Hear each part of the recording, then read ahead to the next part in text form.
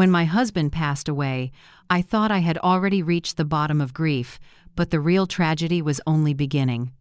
The night after the funeral, my daughter-in-law threw my luggage into the garage and said coldly, "From now on, you'll be sleeping with the dog."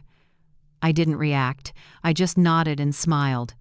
She had no idea that behind my silence, I was holding a far greater secret: the tens of millions of dollars and the seaside mansion my husband had left behind. That night, in the damp chill of the garage, I swore I would rewrite the rules, with the calm resolve of a widow who had loved deeply and endured enough. If you're still listening, tell me where you're watching from. Every comment you leave is another mark in this journey. And if this story has touched you, don't forget to hit like so it can reach even further. My name is Cassandra Reed, 60 years old. I had just buried my husband of 42 years, Gordon Reed. That morning, a light rain fell over Memorial Oaks Cemetery in Houston. Each drop felt as cold as steel against the damp earth. Black umbrellas formed a ring around the flag-draped coffin, while the soft sound of an organ played somewhere in the distance. The air was thick, filled with the scent of lilies, wet soil, and tears. I stood there, gripping my shawl tightly, trying to balance between sorrow and a strange kind of emptiness. People say that after death, love is all that remains. But that day I realized love isn't the only thing that survives ambition and hypocrisy do too. My son Nathan sat quietly in the front row, eyes red and swollen. My daughter-in-law Sable was different. She didn't cry. She didn't tremble like someone mourning a loved one. Instead, she watched her gaze flicking from one guest to another, as if she were sorting and calculating who might be useful later. When I caught that look, I knew immediately. This wasn't grief. This was the beginning of a plan. As the priest praised Gordon's generosity and devotion to his family, I saw Sable's jaw tighten. Beneath her black veil, her eyes were as cold as stone. A chill ran down my spine, not from the weather, but from the realization that I had been waiting for this very moment, waiting for my husband to be lowered into the ground so she could begin dividing what remained. When the ceremony ended, people left one by one, leaving only white flowers trembling in the rain. I leaned over the coffin, laid my hand on it, and whispered, "Rest easy, Gordon. I'll be fine. I promise." I didn't know that only a few hours later, that promise would become a vow to reclaim justice for myself. The black Mercedes rolled slowly through the familiar streets of Houston. I sat in the back seat, watching the tall buildings fade behind a curtain of rain. The whole city looked like it was trapped under a sheet of glass, cold and distant. The seat beside me was empty, the place where Gordon used to sit when he drove me to church or to dinner parties. Now it was just me, the hollow embrace of leather seats, and the meaningless hum of warm air from the vent. In the front seat, Sable drove, her dark red nails tapping rhythmically against the steering wheel. Her eyes flicked to the rearview mirror occasionally, meeting mine without an ounce of sympathy. Nathan sat beside her, gripping his phone tightly, as if any wrong word might make everything fall apart. No one spoke for the entire ride home. When the car turned onto the oak-lined driveway leading to our two-story home in River Oaks, where Gordon and I had lived for over 20 years, my heart clenched. That house once overflowed with laughter, the smell of apple pie and jazz music every Saturday night. Now it felt hollow, a battleground instead of a home. When the car stopped, I opened the door and froze. My 3 brown leather suitcases, the ones I'd packed just to stay at Nathan's house for a few days after the funeral, were already sitting by the garage, in the rain. A thin layer of dust coated them, as if they'd been put out early that morning. I looked up at Sable, standing on the porch with her arms crossed. "What's going on?" I asked, my voice raw after a long day. She shrugged, a faint smirk forming on her lips. "Oh, I thought you already understood. Now that Gordon's gone, things have to change." Her tone was light, but every word landed like a blade. Nathan stood behind her, staring at the floor. "Son," I said softly, "what does your wife mean by that?" He avoided my eyes. It's just temporary, Mom. We just need to rearrange a few things. Before I could say anything else, Sable stepped forward, pulled open the garage door, and said clearly, "You can stay here. The room next to the dogs is still empty." Then she turned her back on me as if she'd just finished some trivial task and walked inside. Her heels clicked sharply against the wooden floor, a cold sound that echoed through the rain. I stood still for a few seconds, letting the tremor in my hands subside. The rain kept falling, and the drops ran down my face, mixing with tears I couldn't tell where one ended and the other began.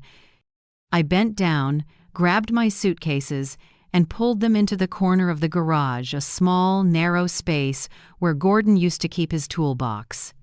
The walls were stained and damp, the air smelled of rust and oil, and the tiny window looked out toward the iron fence behind the house. It was not a place for a mother-in-law, let alone the woman who had built this family alongside Gordon, but I didn't cry again. I simply exhaled and sat on the edge of the old folding cot Sable had prepared for me. On the small wooden table beside it sat a half-empty box of dog food. A faint smile crossed my lips, not because I found it funny, but because I realized something important. I had just entered the first stage of a game whose rules only I knew. That night, I couldn't sleep. The rain drummed steadily on the metal roof like a clock ticking away time. I sat in the dark, replaying every detail of my life. Gordon, the calm and disciplined man he was, had always told me, "Cass, I think you're weak. Let them. The right silence is your strongest weapon." I never thought I'd need that advice, but tonight I knew the time had come. Because no one knew that before Gordon passed away, he had quietly arranged everything: the accounts, the investments, even the Azure Cove villa in Cancun.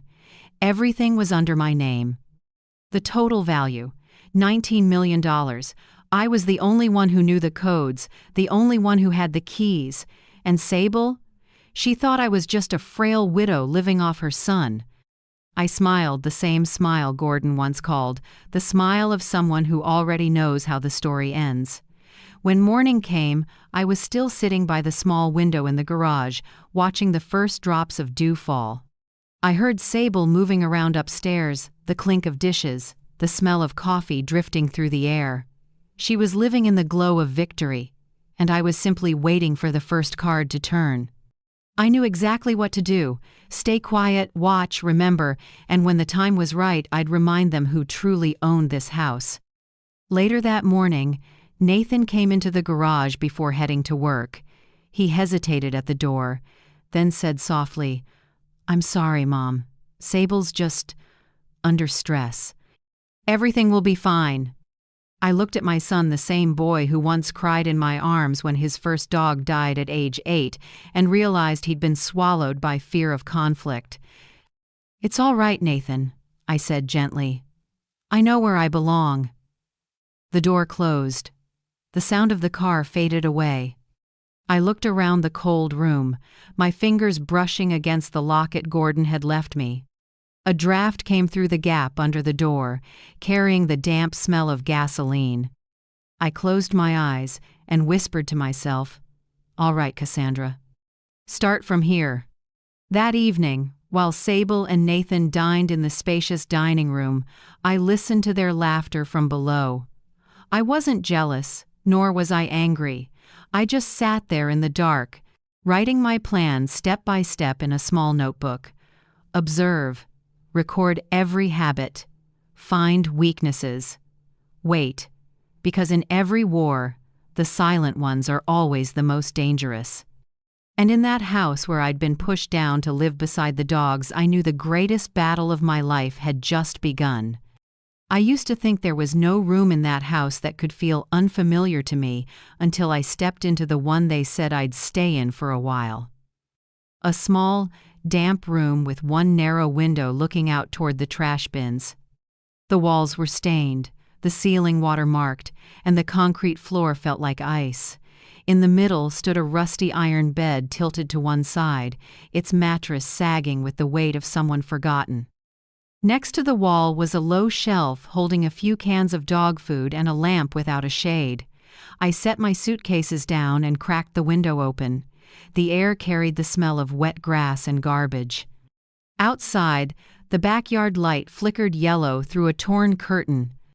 Upstairs, I heard Sable's voice echo down, "You should be grateful we're letting you stay. This isn't a hotel." Her words fell like drops of acid. I didn't answer.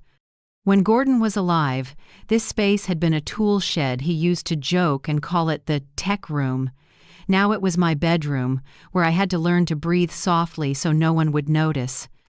The first morning of my new life began earlier than I expected. At 6 a.m., when the dogs barked, Sable was already at the door, holding a cup of coffee. "You can help me with breakfast," she said lightly, as if giving an order. "I have a meeting at 8.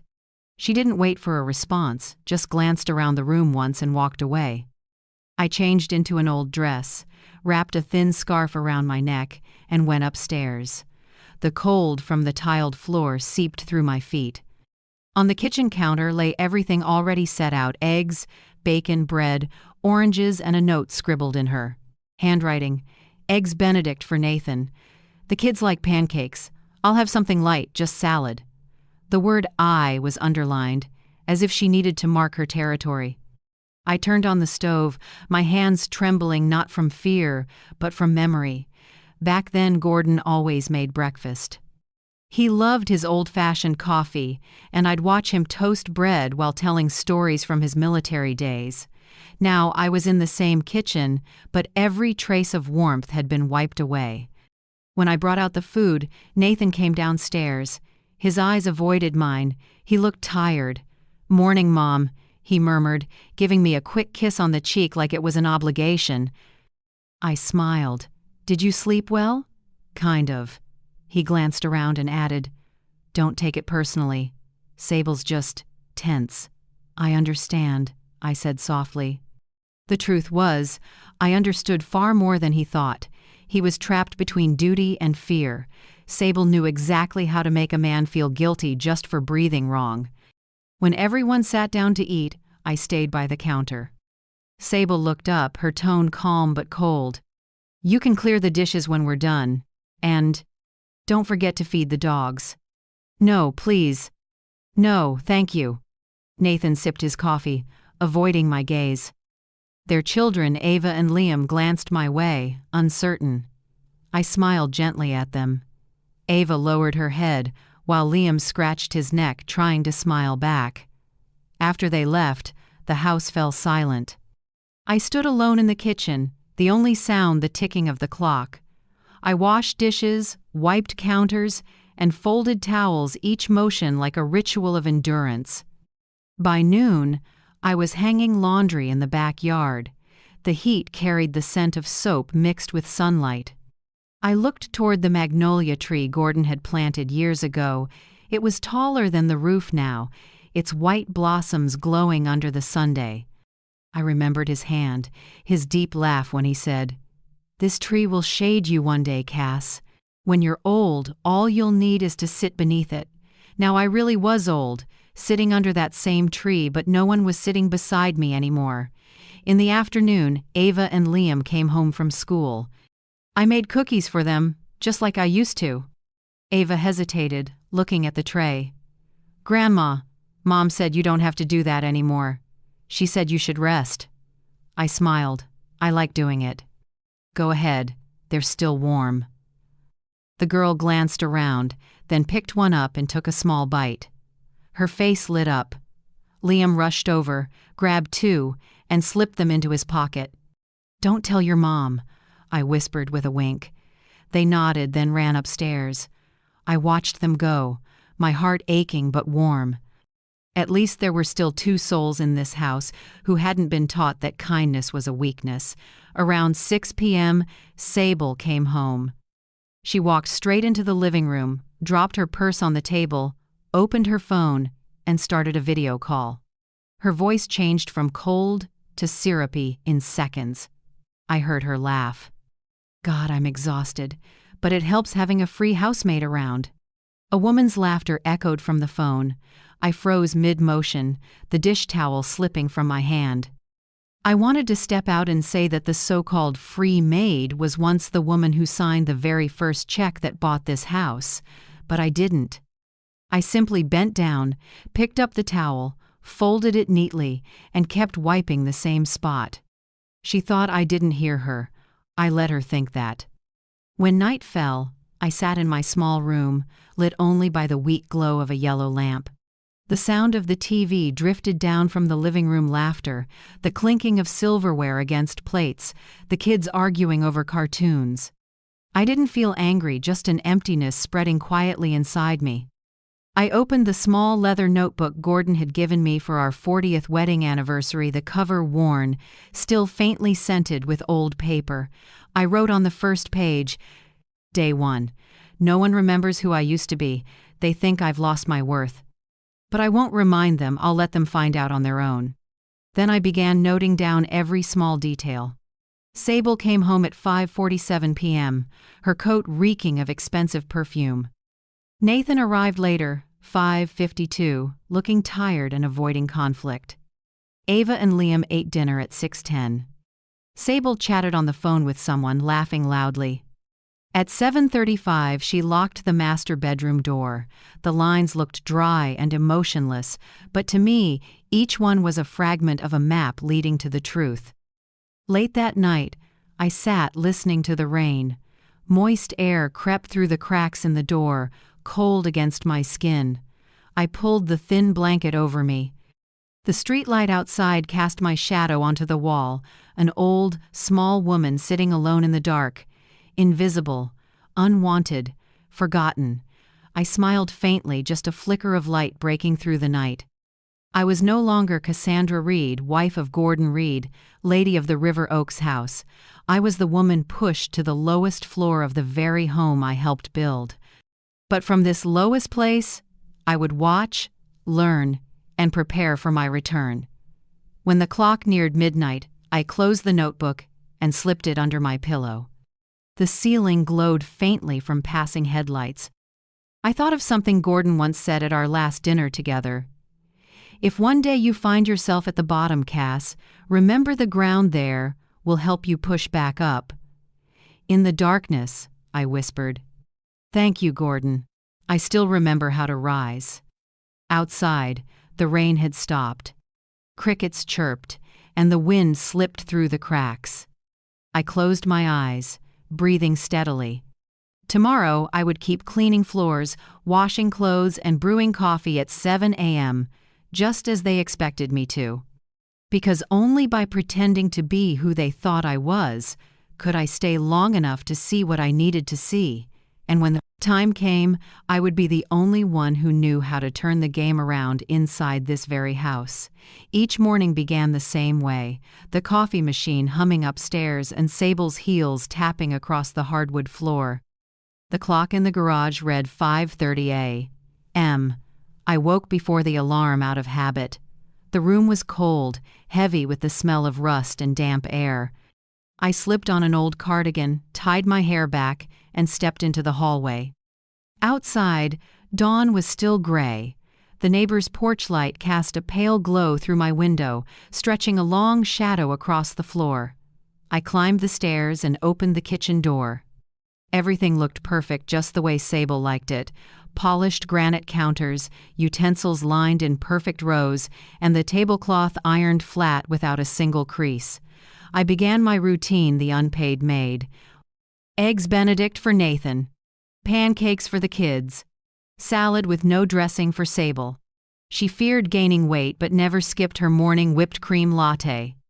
I cooked, arranged, and cleaned according to the schedule she'd written on the note taped to the fridge. Every task had to be done down to the minute. If breakfast was 5 minutes late, Sable would purse her lips and say, "You need to manage your time better."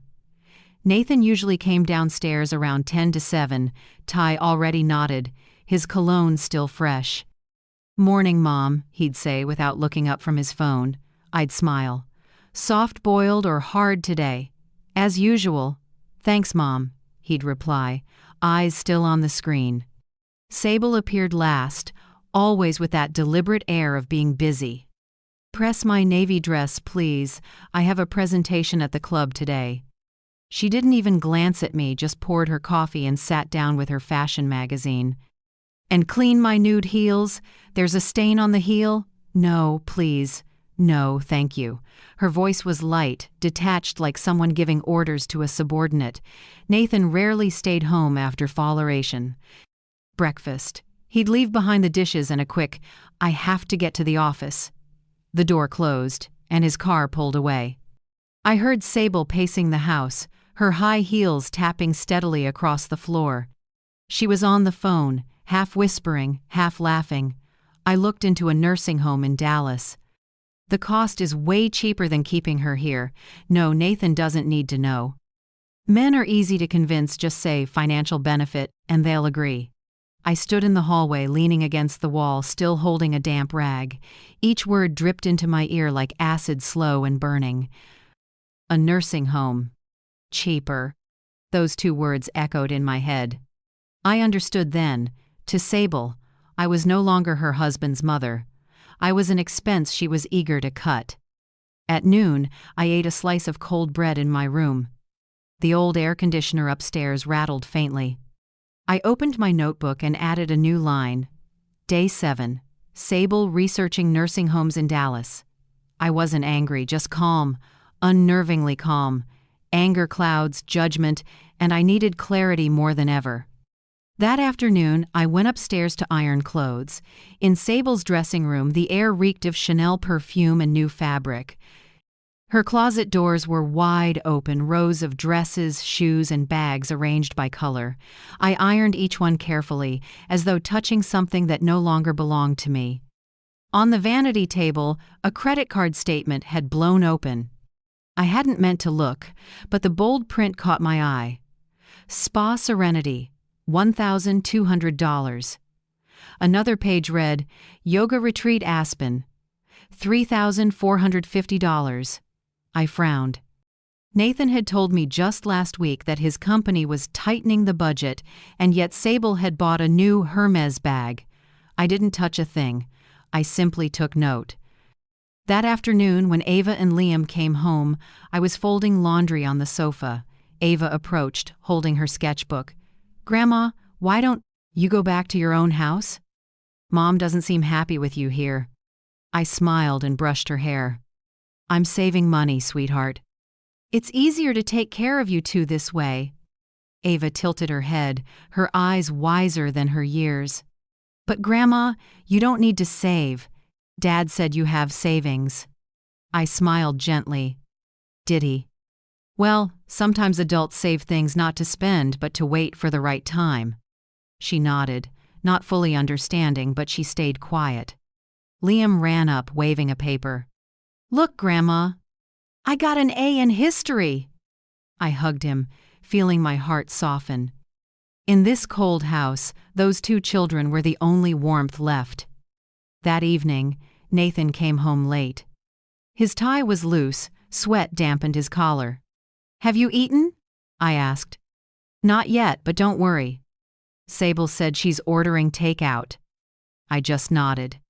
As he climbed the stairs, I heard Sable's voice drift from the living room. "I told you. The cost of keeping your mom here is higher than I expected. If we move her to a nursing home, we can sell the house in Galveston. Doesn't that make more sense?" Nathan was silent for a long time, then murmured, "Sable, Mom's still healthy. It's not that bad yet." "You're always so soft," she scoffed. "By the time you realize it, the money will already be gone." I stood in the shadows by the staircase, listening to every word. I didn't interrupt. I'd learned that silence, used wisely, is worth more than 1,000 arguments. After dinner, when everyone was asleep, I cleaned the kitchen. The house was so quiet I could hear the clock ticking. I washed each glass, dried it, and placed it neatly on the shelf. The reflection of the cold marble countertop shimmered under the light. I opened the drawer and took out my leather notebook. My pen moved slowly, each word deliberate. Day 8. Spa and yoga bills don't match. Nathan seems unaware. Sable mentioned selling the Galveston house. On the next page, I wrote 3 bold words: start tracking everything. I wasn't great with technology, but Gordon had taught me how to use online banking and manage financial records. His old office still had the desktop computer and the old ledger books. I knew the password. Every night, once the house was asleep, I went upstairs. The pale blue glow of the screen lit my face. I checked the joint bank account. Nathan and Sable shared the one Gordon had helped set up to support their startup. After a few searches, I noticed a suspicious pattern. Regular cash withdrawals each month, sometimes a few $1,000s, sometimes more than $10,000. The recipient was a company called Serene Holdings LLC. I looked it up. No office, no employees. Just a P.O. box address in Dallas. I sat there for a long time. The smell of cold coffee filled the room. Then I turned off the computer, closed the door, and went back down to the garage. Before sleeping, I wrote in my notebook, "Numbers don't add up. Money is disappearing. Need to confirm. Say nothing to Nathan." I set the pen down and glanced around the small room. The streetlight outside cast a beam across the rusty wall. I lay down, listening to the insects outside and the wind brushing against the roof. I knew they wanted me gone from this house. But what they didn't understand was this: when a woman has lost everything, her dignity is the last thing she'll fight for. And I, Cassandra Reed, had begun my battle not with screams, but with a pen and deadly silence. I waited until Sable and Nathan left the house before picking up the phone. The air in the kitchen that morning felt heavy, as if someone had sealed every door and forgotten to leave an exit. On the table, a cup of cold coffee sat untouched. I looked out the window at the magnolia garden bathed in early May sunlight, the white blossoms still blooming, though no one cared to look. I took a deep breath and dialed. The man's voice on the other end made my hands tremble slightly. "Morton Law Office, this is Caleb speaking." "Caleb, it's me, Cassandra Reed." A pause, then his voice softened, warm and careful. "Mrs. Reed, I've been expecting your call. When can you come in? There are a few things you need to see right away." I checked the clock, only 8:40 a.m. Sable had already driven off to her meeting. Nathan was likely at the office. "I'll be there in an hour," I said, and hung up. I changed into a simple cream-colored dress, tied my hair neatly, and picked up my small handbag. Before leaving, I opened the bottom drawer, took out my leather notebook, a pen, and the old key Gordon had once used for his private safe. Holding them felt like holding the last piece of myself. The drive to Morton and Associates wasn't long, but I took it slow. Morning traffic filled Houston. Sunlight flickered through the windshield, glinting on my hands. It felt strange yet familiar once. I'd been the woman sitting in the passenger seat beside Gordon, listening to him talk about markets and investments. Now, I was driving alone in silence. Caleb's office was in an old red brick building in Midtown. A brass nameplate bearing his name gleamed in the sunlight. He greeted me at the door, the same calm presence as always: gray suit, blue tie, and the kind smile of a man who'd worked with Gordon for nearly 20 years. "Cassandra," he said, shaking my hand, "it's good to see you again. And my condolences once more." I nodded lightly. "Thank you, Caleb, but I didn't come here today to grieve." He nodded and motioned for me to step into the conference room. It was bright, with landscape paintings on the walls, a glossy mahogany table, and the faint scent of fresh paper mingled with Earl Grey tea. On the table sat a thick file in a blue cover labeled "Assets and Trust of Gordon Reed." Caleb opened the file, his voice slow and precise, like a man reading a will back to memory. Gordon set up a fideicomiso, a form of asset trust similar to a trust, but it secures ownership for the beneficiary in Mexico. This Highland Park estate home, the Azure Cove Villa in Cancun, all stocks, bonds, and investment accounts are in your name, not co-owned, entirely yours. I sat still. My ears rang. Caleb slid over another stack of papers, with a familiar signature at the top. Gordon's hand, slightly slanted, firm and steady, just like when he used to sign our Christmas cards. I read slowly, line by line, until the handwritten note at the end. Make sure Cass never has to depend on anyone. Never. I set the papers down. My hands trembled. A sob slipped out before I could stop it. Caleb gently handed me a tissue. He prepared these more than a year ago, after a heart-related hospital stay. He told me, "I'm not afraid of dying. I'm afraid Cass might have to ask someone's permission to live in her own home." I couldn't speak.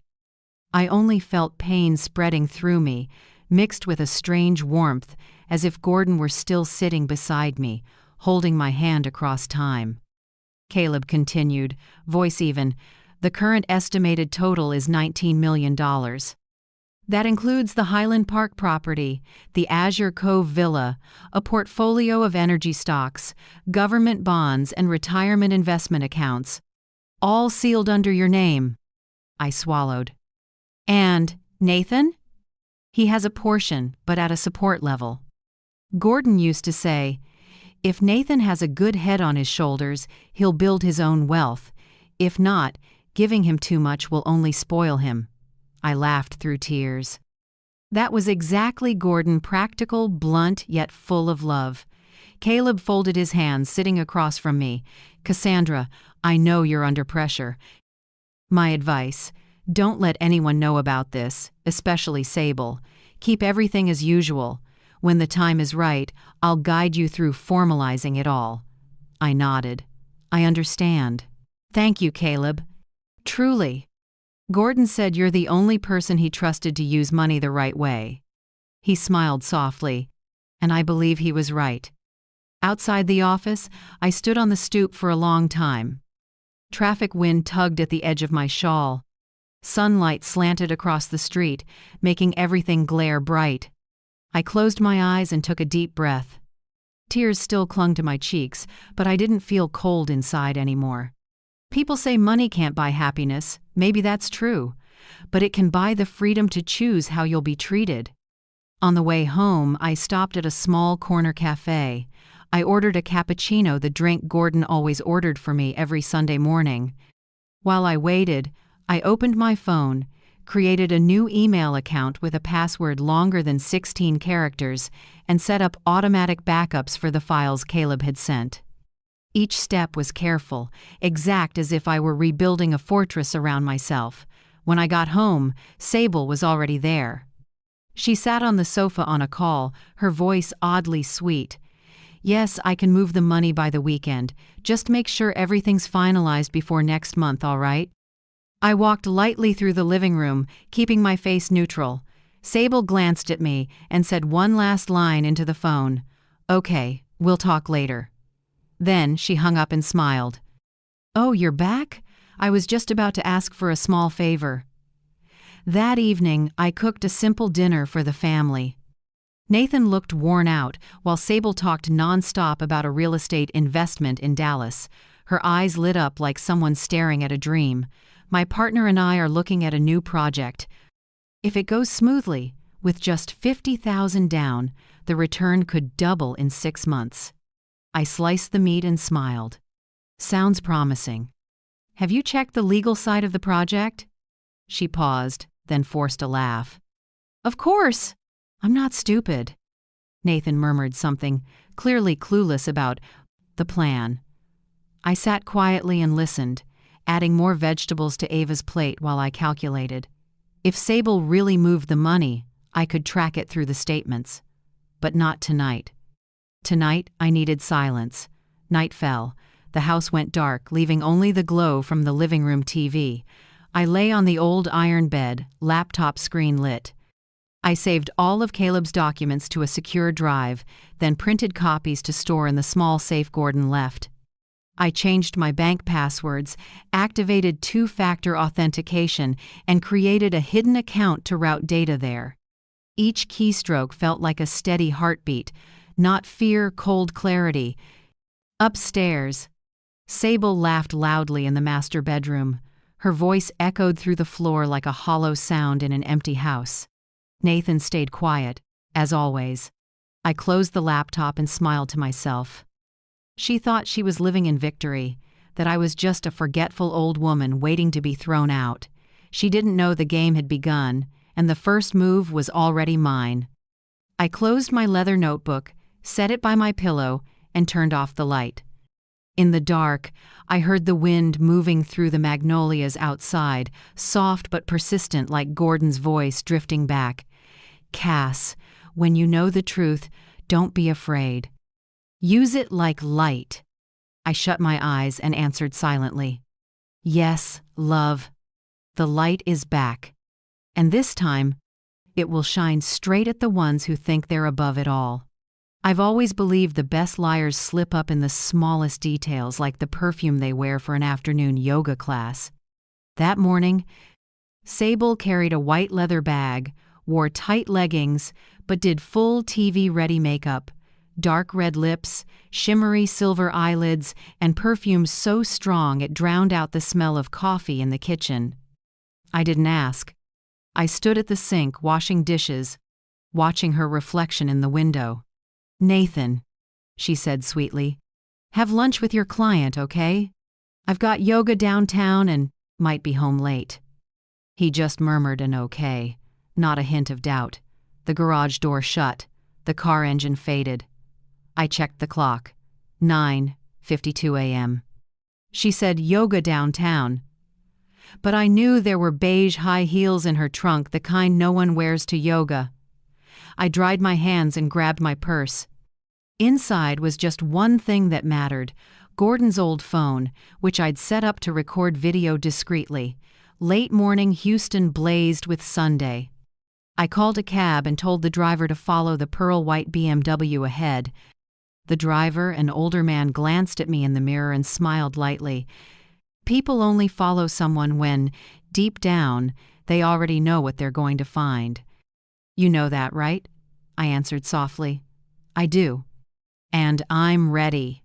We turned down brick-paved streets and stopped at the Argonaut Hotel, an upscale spot downtown where people go to close deals or have affairs, sometimes both. I asked the driver to wait, then stepped out. Hot wind carried the damp smell of asphalt and a trace of luxury perfume from the grand lobby. I stood a few yards from the door, sunglasses on, watching. In under 5 minutes, Sable stepped out of her car, heels flashing in the Sunday fitted aqua silk dress, softly curled hair, and a smile I'd never seen at home. She walked straight inside without looking around. I followed at a safe distance. The lobby smelled of polished wood and white orchids. In the corner near the bar sat Derek Cole. I recognized him from a broker profile photo. Young, tall, slicked back hair, and the polished grin of a man selling illusions. Sable sat across from him. They touched hands across the table, and he slid a thick brown envelope toward her. I paused near a planter, pulled out the phone, and pressed and held the screen. The camera started rolling. They talked for about 15 minutes. I couldn't catch every word, but her face said enough. Whatever they agreed on had nothing to do with yoga or wellness. At the end, Derek took her hand and kissed her wrist. Sable giggled, tilting her head, letting him. I had enough. When she stood to leave, I slipped back toward the exit and blended into the crowd. On the ride home, I watched the recording. Sable's face was clear, proud eyes, a thick envelope in her hand, lips saying something that made Derek laugh. I scrubbed through and zoomed in. She touched his lapel, a wordless promise. I saved the video twice, one on the phone, one to a private cloud. By late afternoon, the sky threatened rain. Nathan got home earlier than usual, shirt damp, bringing in the smell of a new storm. Sable was already there, hair up, workout clothes on, a towel around her neck. She stood at the mirror, voice soft as mist. "You know, yoga was packed today. But I feel so much lighter. I should go more often." Nathan smiled, believing her. "I'm glad you could unwind." I walked by and set a tray on the table. Sable's eyes slid over me cold as steel, but she kept smiling. "Cassandra, could you make me a cup of herbal tea? I need to detox." "Of course," I said. "With perfume that strong today, I think you really do need a detox." She froze for just a second, then laughed a little too brightly. "You're always so direct." I carried the tray away, oddly calm. That line, a small blade I'd thrown just to see how she'd react, and in that smile, she'd let a tremor show. That night, the house was unusually quiet. Around nearly 11 p.m., I heard Sable's heels clicking down the hall and stopping in the living room. I held my breath. She didn't realize the glow from her laptop leaked through the cracked door, the kind of light that betrays secrets. When she went upstairs, I waited 10 more minutes. Then I stepped out, silent as a shadow. The laptop was still open. No password. I sat, heart pounding, hands steady.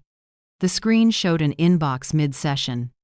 The top subject line read, "Divorce paperwork nearly finished, just waiting on the estate confirmation." When I read that line, "Divorce paperwork nearly finished, just waiting on the estate confirmation," my heart didn't hurt like I expected. It just went cold. Cold like love had never lived in this house. And you, if you were in my place, what would you do after learning someone in your home was waiting to sign a verdict of betrayal? Tell me in the comments.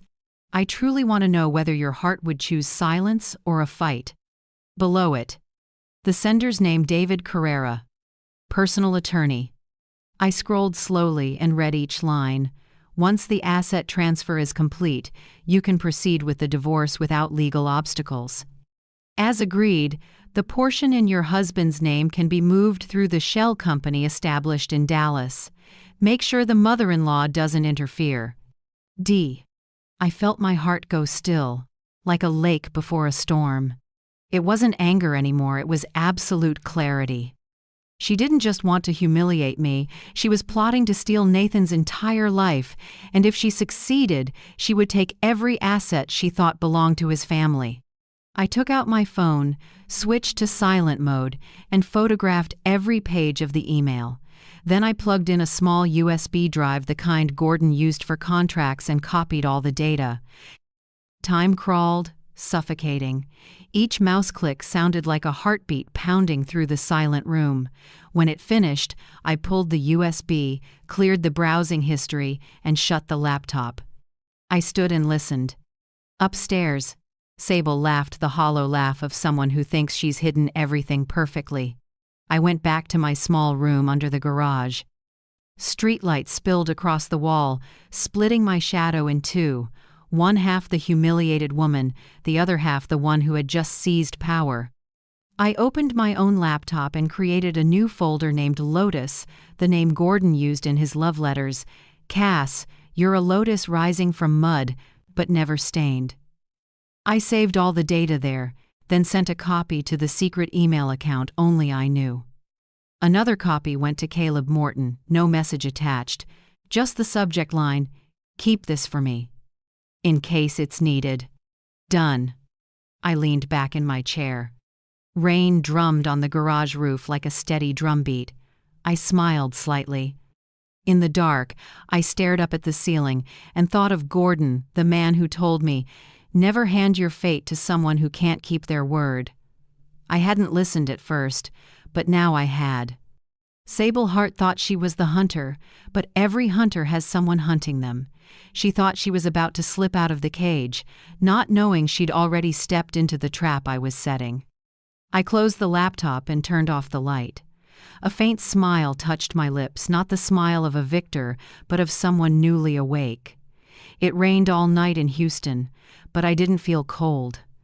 Because I knew, from this moment on, the power game no longer belonged to Sable. That morning, I heard the office door upstairs creak open. The soft scrape of metal on wood made me flinch. Nathan rarely went into that room. Since Gordon passed, the door had stayed shut, gathering dust like a memory no one dared to touch. I was making coffee in the kitchen when I heard him call, voice hoarse and shocked.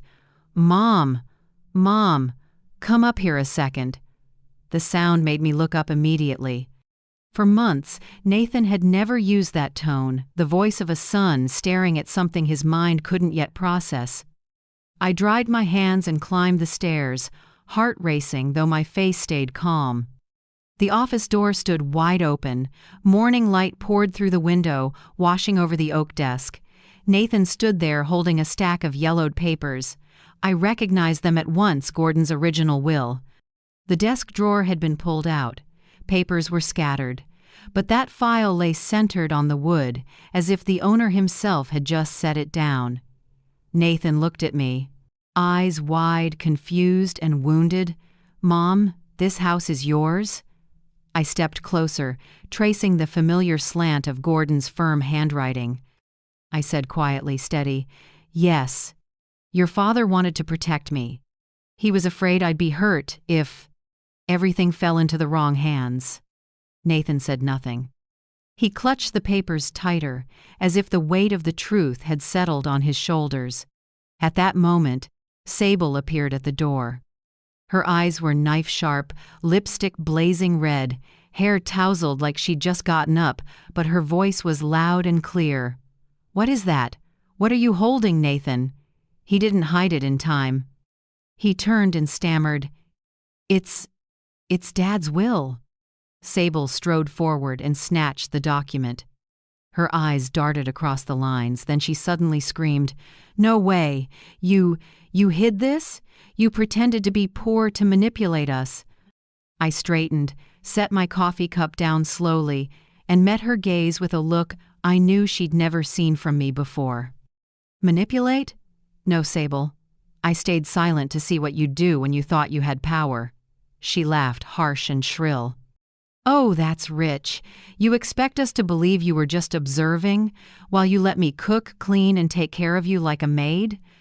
I raised an eyebrow and said nothing. Nathan cut in, voice shaking. "Sable, that's enough." "Enough?" She snapped at him. "How naive are you, Nathan? She played the victim to make you feel guilty, and now she claims this house is hers? Can't you see she's laughing at us?" I calmly opened my purse and took out an envelope. Inside were photos of Sable at the Argonaut Hotel laughing with Derek Cole, envelope in hand. Sunlight from the window lit the desk as I laid them down beside the will. Then I added printed emails, words that couldn't be denied. "Maybe," I said evenly. "You should read these before you tell another lie." Silence filled the office. Only the clock ticked. Sable held the photos, her eyes widening, lips trembling. You followed me?" "No," I said. "I went to your yoga class. Turns out that's where people sign divorce paperwork and divide assets." Nathan was frozen. When he read the last line of the email, his face went white. He looked at his wife, voice choked. "Sable, divorce paperwork nearly finished, waiting on the estate confirmation? What does that mean?" She set the papers down and tried to steady herself. "You don't understand. It's a financial plan. It's betrayal," I cut in, my voice level, each word dropping like a stone. "Betrayal of the husband who trusted you and the mother you treated as a burden." Sable stepped back, cheeks flushed with fury. "You have no right to say that. You deceived us. You pretended to be broke to test us? What are you trying to prove?" I looked straight into her eyes, then at Nathan, head bowed, fists clenched. "I'm not trying to prove anything," I said, voice low. "I simply let you show who you really are." Nathan's hands shook. He set the papers on the desk and whispered, "I've been so stupid." "No," I said softly.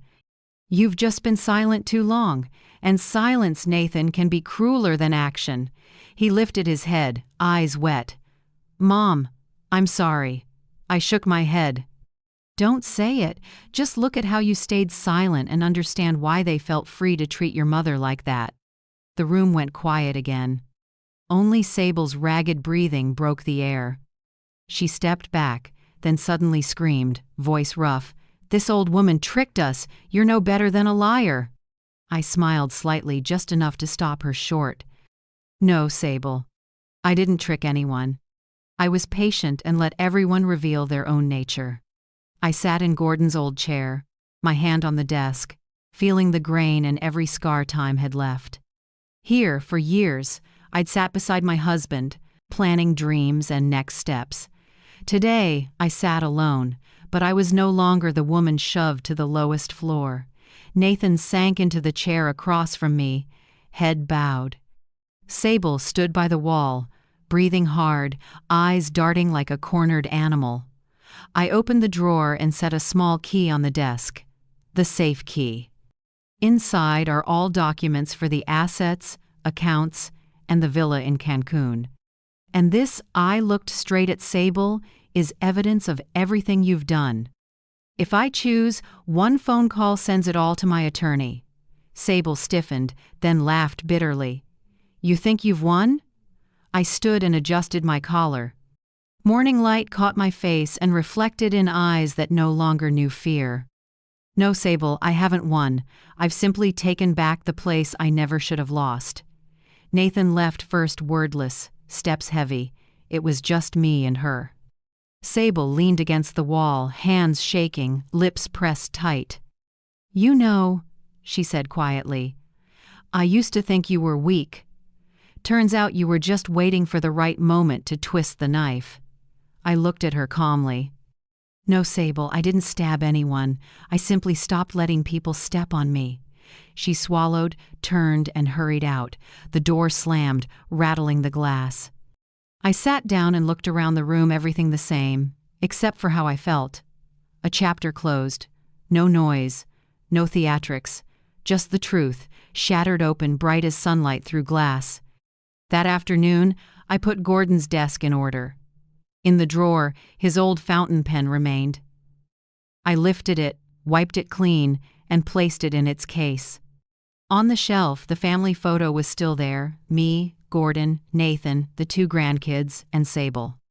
I took the frame down, slid out the glass, and removed the picture, then carefully cut it in half. The right side where Sable stood, I folded and placed in a separate envelope, locking it in the cabinet. I didn't hate her. Hate is a burden. I simply remembered. Because memory is the strongest evidence of justice. As afternoon light spilled across the floor in a band of gold, I knew that from this moment on, I was officially back in my rightful place as the lady of this house and of my life. And this time, I would never let anyone push me to the lowest floor again. The next noon, Houston's sky hung low and gray, heavy with storm. The house felt weighted, as if everything inside were bracing for the inevitable. I sat in the living room sorting Caleb's documents for the next steps when a door upstairs slammed hard, furious, relentless. Nathan came down pale, fists clenched. "Mom," he said, voice shaking but firm. "I can't take this anymore." I looked at him and didn't ask. He swallowed and continued. "I read everything. I saw the emails, the photos. I know you're not making this up, and I know I've stayed silent for too long." I laid a hand on his shoulder and said softly, "It's all right, Nathan." I knew this day would come. He drew a breath and shouted, "Sable, come down here!" His voice tore through the house, slicing down the stairs and slamming against the walls. I heard a door fly open and the sharp strikes of high heels on wood. Sable descended, bright red dress, heavy lipstick, face like ice. "What are you yelling about?" she snapped. "Get out of this house," Nathan said, each word thrown into the air like a brick. Sable laughed, not wounded but contemptuous. "Get out of this house? What on earth are you talking about, Nathan?" She tilted her head, mocking. "This house was never yours. Look around. Everything here is because of me. And you? You just go to work and sit. Without me, this place would look worse than that garage your mother lives in." Nathan clenched his fists, his lips trembling, but he didn't answer right away. I stood up and stepped between them. "Sable," I said softly but firmly, "you should stop." She snapped toward me, the smile gone. "You." "No again. That's enough, Cassandra. I don't need another lecture. You think a few wool papers mean you can throw me out?" I kept my eyes steady on her. "I don't need to throw anyone out, Sable." "You're the one walking yourself out. The kids," Ava and Liam, were standing at the bottom of the stairs, clinging to each other. Their eyes were wide with fear, watching the adults like a storm rolling in. I turned to them, gave a gentle smile, and kept my voice light as air. "It's okay, you two. Grown-ups will handle this." Ava nodded and tugged her brother back to their room, but I could see her small hands still shaking. Sable stood there, breathing hard. Then she pulled out her phone, holding it up, her voice going high. "I'll call my lawyer. I'll prove you forged those documents, Cassandra. You'll regret this." I looked at her for a moment, then answered slowly but surely. "Maybe. But I don't live on threats, Sable. I live on the truth. And the truth can't be twisted forever." She glared at me, lips pressed tight, then turned to Nathan. "You'll regret siding with her." Nathan didn't look at her again. He just said quietly, his voice breaking, "I already regret it, for not protecting my mother sooner." That sentence silenced the whole house. For a few seconds I could hear wind hissing through the window frame, and the TV in the next room was still on, but nobody cared. Sable bit her lip, then screamed, her voice raw, "You'll both pay for this. I'm not going anywhere. This is my house." I turned away and pulled my phone from my pocket. "Caleb," I said when he picked up, "activate the asset protection. And change every lock today. I'll have Miss Hart escorted out." I hung up and looked straight at Sable. "You have 15 minutes to pack. After that, the locks are changed." She stared at me in disbelief, then let out a bitter laugh. "You think you've won, Cassandra? You'll be alone. You've lived your whole life in your husband's shadow." I shook my head. "No, Sable. I've learned how to live without anyone's pity." She threw her purse to the floor and strode toward the stairs, each step striking a sharp, ringing note. A few minutes later, she dragged a suitcase down, the wheels banging against the steps, a dry, hard sound. Nathan watched, saying nothing. She passed him, paused for a second, then said coldly, "You'll miss me, but by then it'll be too late." No one answered. The door opened and slammed shut. Her car engine roared, then rolled off the stone drive. I stood still, looking out the window. The white BMW slipped away under the gray sky, leaving a thin line of smoke to fade. The house fell quiet after she left, a strange kind of quiet, not suffocating, not scary, just relief. I turned to Nathan. He stood against the wall, shoulders slumped, eyes red. "I'm sorry, Mom," he said softly. I walked over and put a hand on my son's shoulder. "No need to say anything. Just start over. Every wound can heal, Nathan, if you let it." He nodded, fighting tears, then sank onto the sofa, head in his hands. A stifled sob escaped small, but enough to twist my heart. I went to get Gordon's old blanket, a deep blue wool throw he used on fishing trips. I laid it over Nathan's shoulders as gently as laying down forgiveness. "Your father used to say," I whispered, "a strong man isn't one who never falls, it's the one who stands back up and isn't ashamed to cry." Nathan looked up, his eyes shining under the lamp. He nodded and murmured, "Thank you, Mom." I walked toward the stairs. The master bedroom was at the end of the upstairs hall, where I'd slept with Gordon for 40 years. I opened the door and turned on the light. The room still carried a faint scent of oak and lavender. Everything was where it had always been, the cream silk drapes, the wedding photo on the table, the armchair where Gordon read the paper. I moved slowly around the room, touching each thing, as if I were taking back pieces of my soul that had been stripped away. This room had once meant peace, then became off limits. Now I was back. I changed the lock, checked each latch, then opened the window. Outside, the rain had stopped. Pale moonlight fell over the magnolias in the yard. Leaves shivered. A cool breeze drifted in, carrying the damp scent of earth. I drew a deep breath and felt a simple freedom I hadn't tasted in a long time. That night, I lay in the old bed, listening to the steady tick of the clock, Downstairs, I could still hear Nathan's quiet sobs now and then, but they faded. Ava and Liam were fast asleep. I closed my eyes and let my mind drift. In my thoughts, I saw Gordon sitting at the edge of the bed, wearing his kind smile like always. "You did well, Cass," he said in my memory. "You stood up at the right time." A tear fell, but it was a tear of peace. For the first time in months, the Reed house was truly quiet. No high heels, no snide remarks, no contemptuous stares. Just the stillness of someone returning to herself. I whispered to the dark, "Welcome back, Cassandra. This is your home." And that night, I slept soundly, truly soundly, as if the whole house were breathing with me. A week later, Houston was sunny again. Harsh light pierced the living room window, making the dust motes glitter like a golden shower. I was rereading the investment reports Caleb had sent when the doorbell rang, a long, decisive ding, as if whoever was outside wanted to assert their right to be there. I didn't rush to get up. From my seat, I peeked through the curtain. Sable. And beside her, a man in a gray suit, slicked hair, pointed chin, Derek Cole. I smiled slightly. Some people never tire. I opened the door without a word. Sable gave a stiff smile, her lips shaking. Derek bowed his head, voice smooth. "Mrs. Reed, we're here to talk civilly." I quietly stepped aside to let them in. In my mind, every piece was already placed like a chess game, where I knew exactly who would make the final losing move. Sable sat on the sofa but didn't lean back. Her posture was taut. Derek sat next to her and set his briefcase on the table. I looked at them for a moment, then said, "You seem busy. Get to the point." Sable took a breath, trying for a soft tone.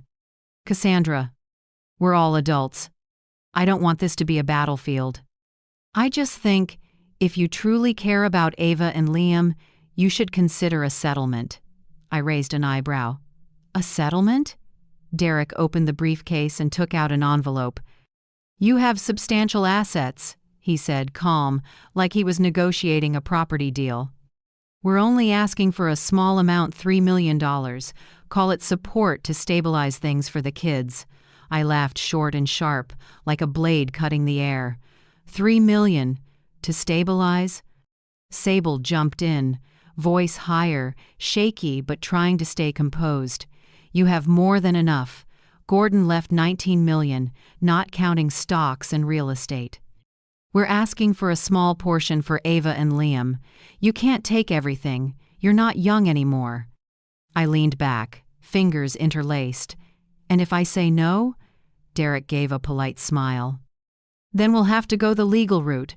I know people at the county courthouse. At your age, a few light evaluations and they could rule you incompetent. Control of the assets would shift to a guardian, maybe your son, or someone else." I didn't move.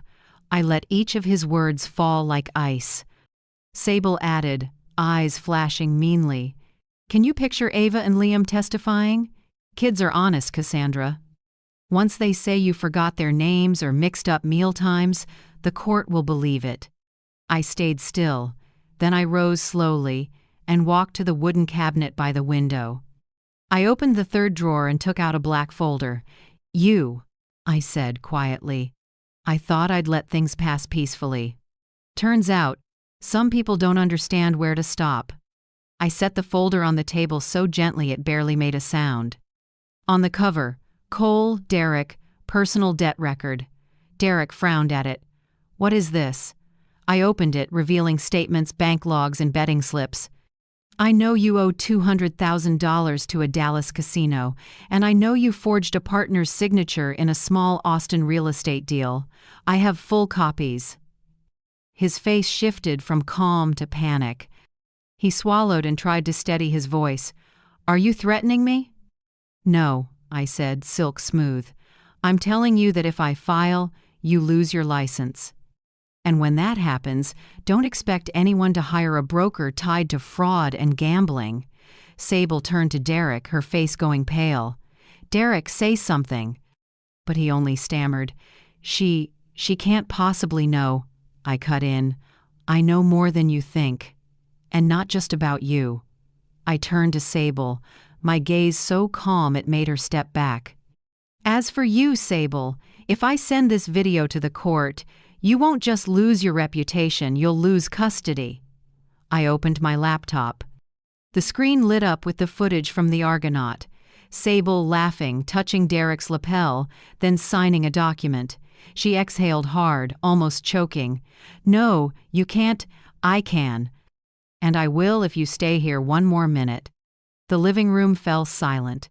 The wall clock ticked, tick, tick like a countdown to their last moment in this house. Derek collapsed into the chair, hand over his face.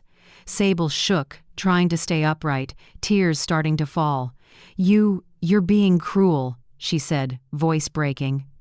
I just wanted to take care of my kids. I looked at her for a long time. Take care of them? You left Ava to sleep alone for 2 nights because you were busy at a hotel with him. I have camera footage. You chose what mattered. Most. Sable. And it wasn't your children. She sank onto the sofa, hands over her face, sobbing. Derek looked up, voice ragged. What do you want from us? I answered simply, nothing. Just for you to leave. I walked to the door and unlocked it. Noon light poured in, brightening the whole room. Get out of my house, I said slowly, clearly. Right now. Derek stood first, shoulders shaking, head bowed, not daring to look at me. Sable stayed seated, tears running. She looked around as if seeing for the first time that this house had never been hers. Cassandra, she choked. You'll regret throwing out the mother of your grandchildren. I looked at her not with hatred, but with a calm, tired resolve. I'm just choosing to protect what I should have protected long ago. She lowered her head. Derek took her hand and helped her up. They walked slowly to the door. At the threshold, Sable looked back one last time, tears streaming, but I said nothing more. The door closed with a dry click. That sound echoed through the house like a period at the end of a long nightmare. I stood still in the living room. Sunlight slid across the floor, drawing long streaks on the rug. I felt my shoulders grow lighter, as if a burden years old had just dropped away. I poured myself a cup of chamomile tea and took it out to the porch. The air was still, with only the wind and the rustle of magnolia leaves. Somewhere, children's laughter drifted from afar, Ava and Liam playing in the backyard. I closed my eyes and let the warmth of the sun sink into my skin. When I opened them, I smiled. Not the smile of victory, but of release. I knew the final battle was over, and this time, I didn't just keep my house, I kept myself. 3 days after the last confrontation, I got a call from Caleb Morton. His voice was low but firm, the tone of someone used to facing storms. Cassandra, everything's ready, he said. I just filed for protective orders and a restraining order with the county court. Sable Hart and Derek Cole won't be able to come near you or any member of your family for 2 years. If they violate it, the police will handle it immediately. I sat on the porch, looking out at the freshly trimmed magnolia garden. The morning light was soft, white blossoms trembled in the breeze. The peace felt strange, like the world had finally stopped spinning so I could breathe. Thank you, Caleb, I said. I don't want to see them ever again. Caleb chuckled quietly. And you won't have to. The law can be slow, but when it moves, it's powerful. That afternoon, Nathan went to the law office to sign the official divorce papers. When he came back, he sat at the dining table, eyes tired but brighter than usual. It's done, Mom, he said hoarsely. I submitted all the evidence, the emails, the video, the recorded threats. The attorney says this will move fast. Sable has nowhere left to turn. I nodded and didn't ask anything more. He was quiet for a moment, then said softly, You know, the hardest part isn't the divorce. It's facing the truth that I let you endure it alone all that time. I looked at my son, a 38-year-old man. hair beginning to gray, shoulders weighted with guilt and remorse. I laid my hand on his and smiled. "You faced it, Nathan. That's the first step to healing. Don't keep punishing yourself. Everyone has to learn to say, 'I'm sorry,' and then live it." He bowed his head, gripping my hand without another word. The next week, the Houston Press began to report on it. Headline in the Houston Chronicle on Tuesday morning: "Real estate broker Derek Cole investigated for financial fraud and extortion." The article was long, with a photo of him leaving the courthouse, head down. Another paper ran a subhead: "Source reveals whistleblower is widow of the late businessman Gordon Reed." I folded the paper, neither pleased nor upset. I wasn't seeking attention. I just wanted justice to be seen, even if only in a few columns of print. Caleb called that afternoon, sounding more at ease. "The investigation is widening.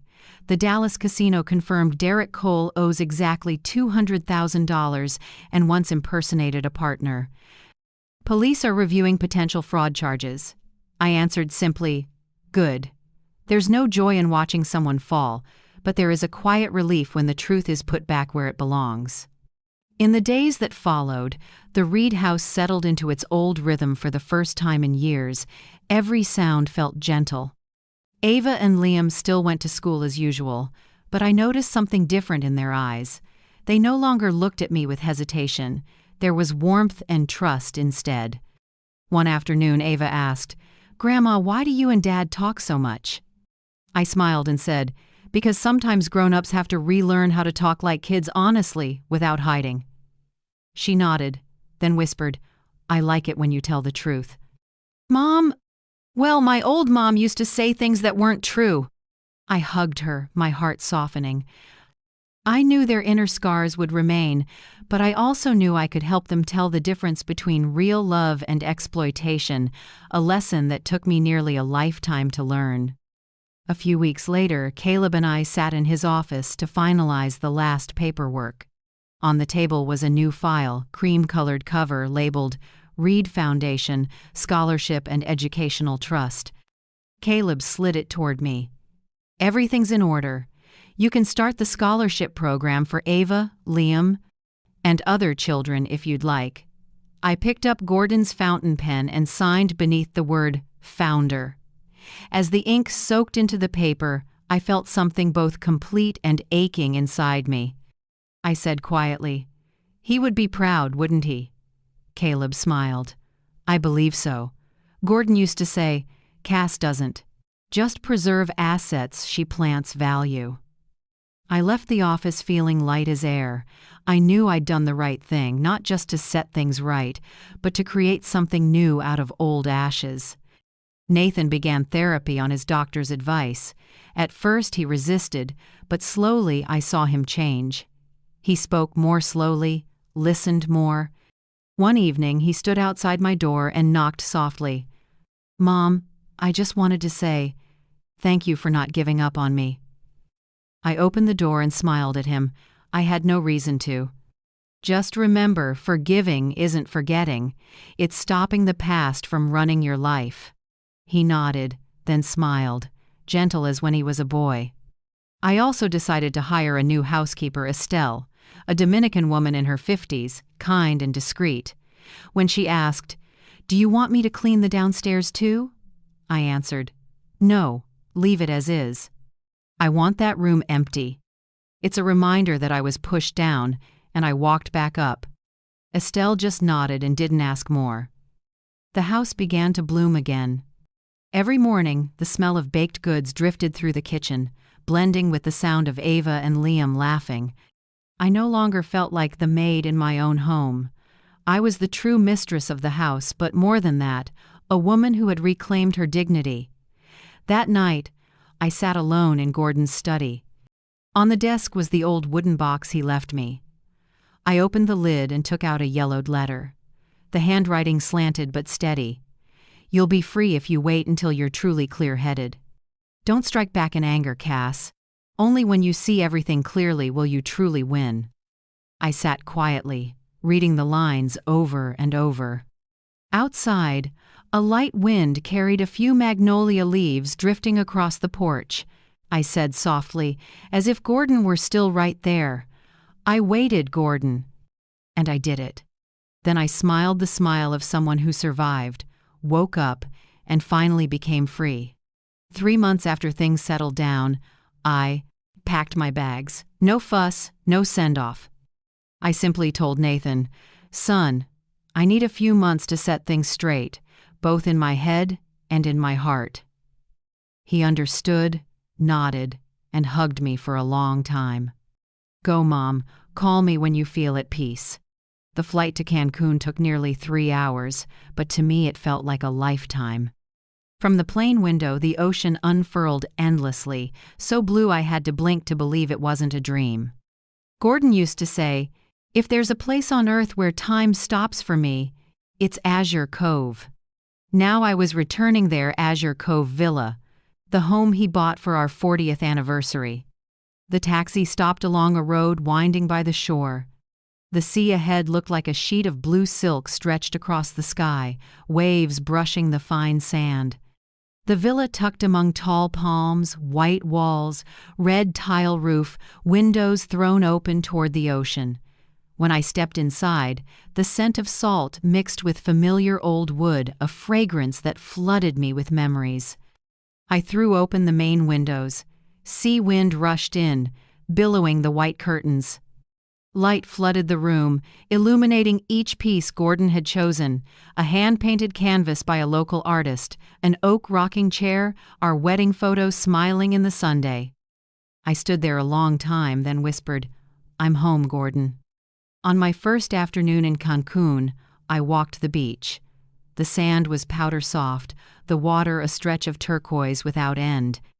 Ripples lapped at my ankles, cool and clear. I slipped off my sandals and let the sea rinse away the dust of hard years.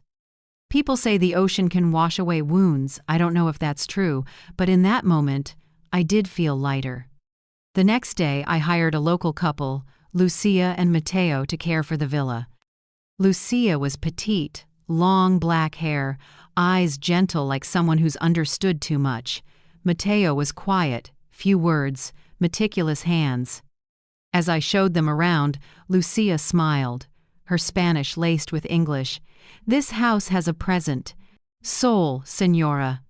It feels like it's been waiting for someone to return." I smiled. Maybe that someone is me. From that day, the villa wasn't empty anymore.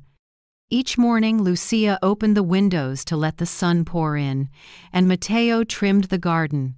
Wind, waves, and the smell of morning coffee blended into a soft hymn of life. I settled into a new rhythm. At 6 a.m., I walked the shoreline, carrying Gordon's old straw hat. The waves beat steady. Each footprint I left was erased, a reminder that the past can't be held, only the present is real. I often sat on a rock by the water and watched the sun lift from the horizon, blazing and calm. In the vast sound of the sea, I could almost hear someone whisper in my ear, "You're okay now, Cass." Finally okay. At noon, I went to the local hospital, where volunteers help American tourists with health issues. They needed an English speaker, and I signed up at once. It wasn't heavy work, but it made me feel useful again. I helped an elderly woman from Minnesota find the right medication, comforted a young man with a broken leg from a diving accident, and sometimes just chatted with lost visitors in the halls. A young nurse told me, "Señora Reed, you bring a sense of peace. Everyone who talks to you seems lighter." I smiled. Maybe because I've weathered a lot. Those who've known storms learn to speak softly.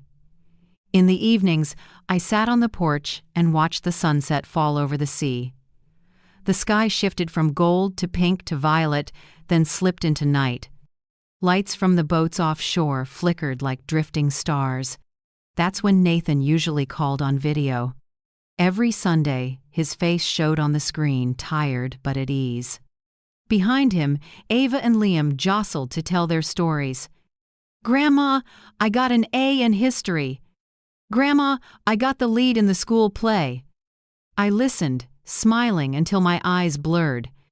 Nathan looked at me and said quietly, "You seem happier than ever, Mom." Answered, "Maybe because I'm not afraid anymore. You know, only when fear is gone do we really live." Sometimes I sent money from the Reed Foundation to help pay tuition for children in town. Lucia helped me choose families in need. I didn't want to be the rich recluse by the sea, but someone who gives in the right way. Each time I signed a transfer, I remembered Gordon's words. "Money is just a tool, Cass. The real value is how you use it." Nathan changed a lot, too. He went to therapy regularly and learned how to share with his kids. On our calls, he no longer avoided my eyes. I heard a tenderness in his voice I'd never heard before.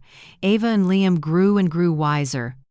They told me that every night, Nathan read them Gordon's letters as a way to show them how their grandpa had loved this family. In the 3rd month, I hosted a small dinner. Lucia made Yucatan-style grilled fish, and Mateo picked an old bottle of red wine Gordon had left. I put on soft music and opened the windows to let the breeze in. The sound of the waves blended with the wine's aroma and our laughter. I raised my glass and said quietly, "Thank you for being here, for helping this house come back to life." Lucia pressed a hand to her chest and smiled. "No, Senora, you're the one who warmed this place up." That night after they left, I walked the house alone. High ceilings, white walls, moonlight pouring through the windows onto the wood floor. The whole space was still, with only the steady sound of the waves like breathing. I stepped onto the balcony and looked at the sea. The night sky stretched wide, and far-off boat lights looked like falling stars on the water. I leaned on the railing, inhaled the salty air, and felt something I can't quite name, peace mixed with gratitude. Before going to bed, I didn't lock the door. Not because I was careless, but because I didn't need to defend myself anymore. No more threats, no more fear under this roof. I lay down on the wide bed, soft blanket pulled up, the window cracked to let the sea breeze in. Outside, the waves lapped gently, a steady rhythm like Gordon's heart beating somewhere in the dark. I closed my eyes and whispered on a breath, "I'm still a mother, a grandmother, and a free woman." Finally, and for the first time in years, I slept soundly without locking the door, as if the whole world had forgiven me and I had forgiven myself. Mornings at Azure Cove always start with the sound of the waves. They're never loud, just steady, like the heartbeat of a place that's learned to forgive. I usually make a cup of tea, take it out to the porch, and watch the sun slowly climb over the edge of the sea. The first light is pale gold, shining on the wedding photo of Gordon and me on the small wooden table. One morning like that, Ava sat beside me. She'd grown taller, hair tied neatly behind her back. She stayed quiet for a long time, then asked in a hush, as if afraid to break the waves, "Grandma, are you still mad at Mom?" I set my tea down and looked out at the water, where sunlight danced on the surface. "No," I said, "I'm not mad, but I haven't forgotten." Ava tilted her head. "What does not forgetting mean?" I smiled. "It means remembering so we don't get lost again, sweetheart. Some wounds don't need ointment, they just need us to stop touching them." She nodded, then rested her head on my shoulder. The wind carried the smell of salt and the sound of children laughing somewhere in it. A few weeks later, Nathan brought the kids to visit me. He looked healthier, his eyes calmer than before. At lunch, I took out a thick envelope and set it on the table. "Nathan, these are the papers transferring the Houston house," I said. "That home is yours now, along with a fund to maintain it until Ava and Liam are grown." He looked up, stunned. "Mom, no, that's your house. You should keep it." I shook my head, voice light as the breeze. "No, son. Your father wanted you to learn to stand on your own. You've done that now, and this is the rest of the lesson. I don't need that house to feel safe anymore." He was quiet for a long time, then stood and hugged me tight. I heard him whisper, barely above a breath, "I promise I won't let you and Dad down again."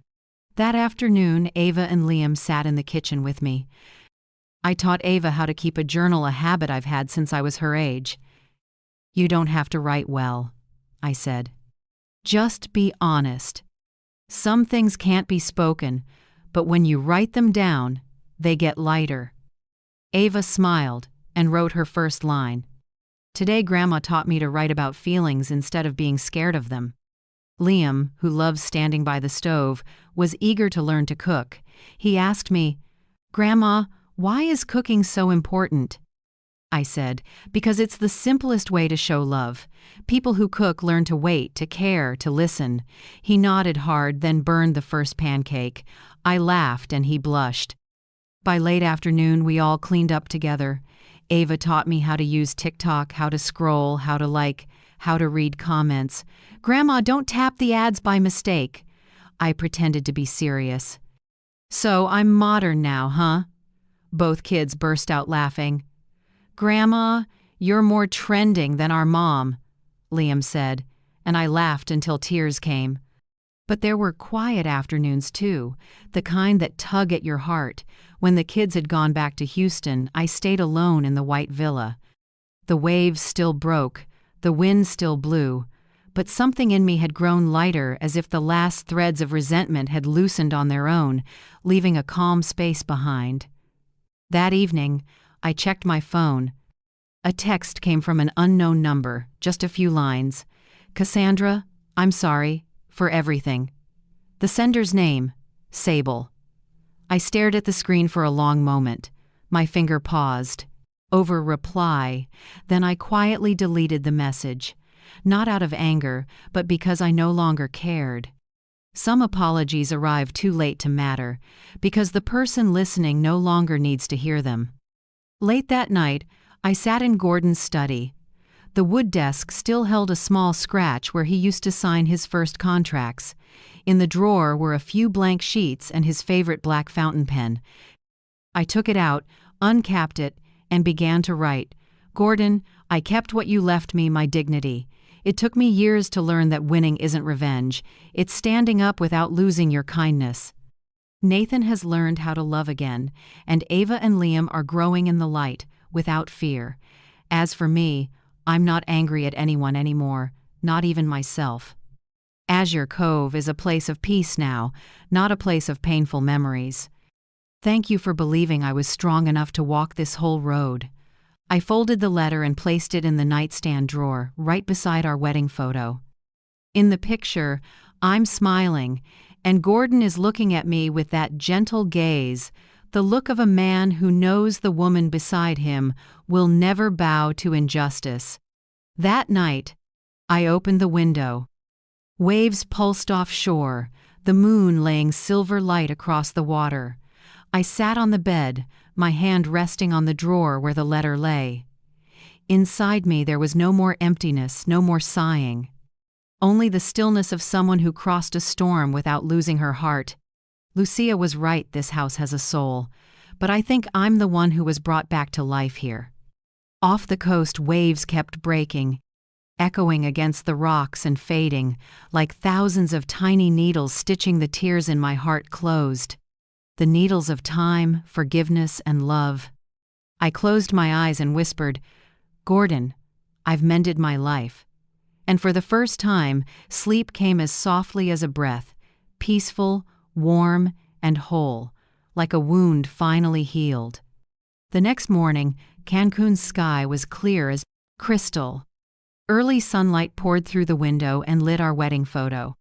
I touched the cool glass and looked at his smile, the one that stayed with me for 42 years, and then some. I stepped onto the porch. The sea stretched blue, the wind carried salt, and the scent of jasmine Lucia had just placed in a small vase.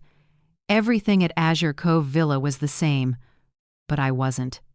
I was no longer the woman trembling after being pushed to the lowest floor of her own home. I was the woman who stood up quiet and steady and took back the right to live with dignity. At noon, Nathan called on video. Ava and Liam squeezed into the frame, laughing as they showed off. "Grandma, we grew tomatoes. They're almost as tall as me." I laughed and said, "Good. Everything beautiful starts with planting." Nathan looked at me, smile warm. "I think You planted the most precious thing, self-respect and love." I said, "No, your dad planted it. I just tended the soil." In the afternoon, I walked the beach, leaving footprints and watching the waves erase them. Life is like that, old wounds fade and lessons remain. I stopped by the big rock where I liked to watch the sunset and murmured, "Gordon, do you see? I did it." The sun sank, a pale gold spilling across the water. From a distance, Lucia called, "Signora Cassandra, dinner is almost ready." I turned back, smiling, feeling as if I'd just closed a long book, not with a period, but with a quiet breath. Night fell, and I wrote the last lines in my journal. I lost what I thought I could never get back: trust, respect, family. But in losing, I found myself. Some victories don't roar. They're just a regular woman learning to laugh again after the storm. I closed the journal and set it on the table. Outside, the waves kept answering beat after beat, like Gordon's reply, like the breath of a new life. I turned off the light, cracked the window to let the sea air in. Moonlight washed the room in soft silver. I closed my eyes, knowing that tomorrow morning I'll step onto the porch, pour a cup of tea, and smile at the sunrise like a promise to myself that I'll live, love, and keep telling my story with peace. If you're hearing this from anywhere in the world, tell me, where are you listening from? My life may be different, but our feelings are the same. We've all been hurt, and we all long to be loved the right way. Leave a comment and tell me how you've healed a hurt with kindness. And if you believe, like I do, that kindness is still the strongest power we have, please like, subscribe, and stay for the next stories. Thank you truly for listening all the way to the end. Because if someone out there hears this journey, then I know every wound is worth healing.